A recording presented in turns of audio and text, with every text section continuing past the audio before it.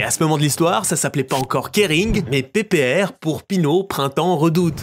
PPR arrivera à choper d'autres très gros morceaux comme Yves Saint Laurent, Bottega Veneta, Balenciaga ou même Boucheron, la marque de bijoux. Évidemment, son premier et plus gros coup qui fera péter un câble à Bernard Arnault et qui lancera leur rivalité, c'est le rachat de Gucci qu'il a littéralement arraché aux mains d'LVMH. Mais malheureusement, François Pinault n'a jamais réussi à rivaliser avec Bernard Arnault, qui avait vraiment tout raflé dans le monde du luxe. La rivalité entre les deux hommes d'affaires s'arrêtera plus ou moins en 2005, lorsque François Pinault quittera l'entreprise à 69 ans pour la laisser aux mains de son fils François-Henri Pinault, qui renommera l'entreprise Kering quelques années plus tard et qui essaiera tant bien que mal de reprendre le flambeau et le fight contre Bernard Arnault, qui lui continuera de jouer les Napoléons du luxe et tout conquérir. Louis Vuitton, Dior, Céline, Berluti, Fendi, Kenzo, Guerlain, Louis V, Marc Jacobs, Loro Piana, Off-White récemment, et ils sont allés beaucoup plus loin que la salle de luxe. Ils se sont spécialisés dans le luxe tout court, déjà à Moet Hennessy évidemment, mais aussi Tag Heuer, Hublot, Tiffany & Co, Rimowa, Bulgari, enfin bref, vous l'aurez capté, ils ont un catalogue du luxe complètement injouable. Là où Kering s'était beaucoup plus éparpillé avec une stratégie sportswear un peu bancale. En 2007, ils avaient racheté Puma avant de s'en débarrasser en 2018 après avoir complètement bousillé la marque. Toutes les vannes sur Puma là, c'est à cause d'eux hein. Encore plus improbable, pendant que LVMH rachetait Hublot puis Bulgari, en 2011, Kering avait racheté Volcom. Qu'est-ce que tu fais foutre ici? Bon après on peut pas leur en vouloir, LVMH a tout pris, il restait plus rien à racheter. Et du coup, on pourrait déjà expliquer la maxi tempête qui se sont pris ces 10 dernières années par la stratégie d'acquisition beaucoup mieux gérée par LVMH. Mais le problème réside peut-être aussi pas mal sur les marques de Kering qui sont clairement en train de sous-performer.